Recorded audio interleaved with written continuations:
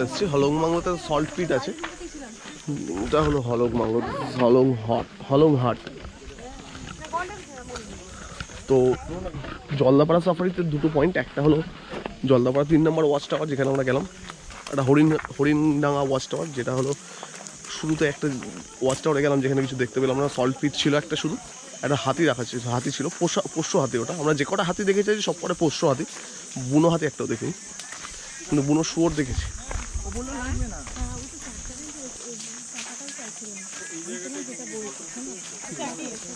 তো এখন হলং বাংলোতে এসেছি। হলং বাংলোতে বুক করতে গেলে 1 মাস আগে থেকে বুক করতে হয় অনলাইনে।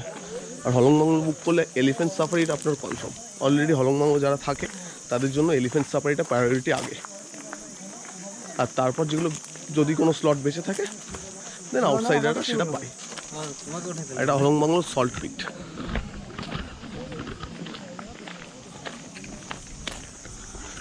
আর সল্ট পিটে আই থিঙ্ক এখন ময়ূর আছে অনেক কটা।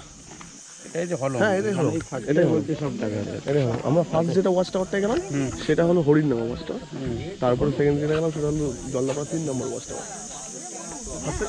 ওইদিকে ওয়াচ টাওয়ারটা হরিণডাঙ্গা না হরিণ ঘাট, যেটা যেখানে রাইনো দেখলেন সেটা হলো জলদাপাড়া ওয়াচ 3 নম্বর।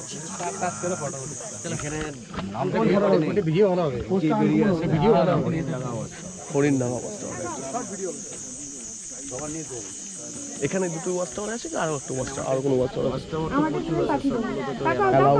শুধুমাত্র পাবলিকের জন্য এই দুটোই, টুরিস্টের জন্য এই দুটো।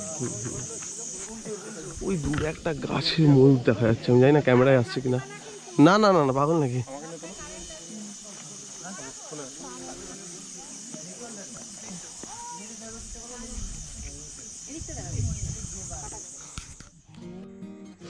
হলং বাংলো থেকে আমরা এরপরে আসলাম আমাদের লাস্ট ইভেন্ট আজকের সাফারির, সেটা হলো এখানকার আদিবাসীদের ডান্স। আদিবাসী ডান্স বলাটা ভুল হবে, একটা এখানকার ফোক ডান্স যেটা প্রত্যেক দিনের লাস্ট সাফারির পর এখানে দেখতে পারবে। আর এইটার জন্য 50 রুপিস পার হেড টিকিটের সঙ্গে চার্জ করবে। তো এটা বেশ ভালো, লাস্ট সাফারির সঙ্গে এটা ইনক্লুডেড থাকে।